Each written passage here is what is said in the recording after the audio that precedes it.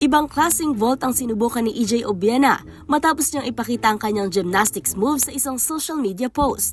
Sa video na kanyang ibinahagi, makikitang sinubukan ni Obiena ang gymnastics vault, isang galaw kung saan tatakbo ang atleta, tatalon sa springboard o vaulting table at gagamit ng momentum para umangat bago maglanding.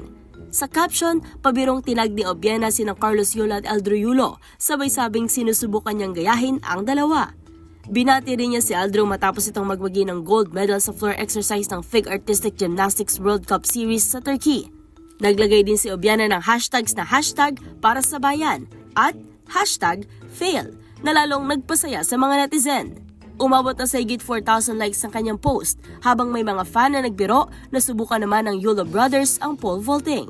Sumagat naman si Obiena sa comments at sinabing gusto rin niya makita ang gymnasts na sinusubukan ng kanyang sport. Si Obiena ay isang pole vaulter, isang track and field event kung saan gumagamit ang mahabang pole ang atleta upang makalundag sa isang mataas na bar. Isa siya sa mga atletang nagpasikat ng sport sa Pilipinas matapos ang kanyang tagumpay sa international competitions. Kasalukuyang dinagahanda si Obiena bilang kinatawan ng Pilipinas sa World Athletics Indoor Championships 2026. Para sa DZRH TV, ito si Mili Borja, una sa Pilipinas, una sa Pilipino.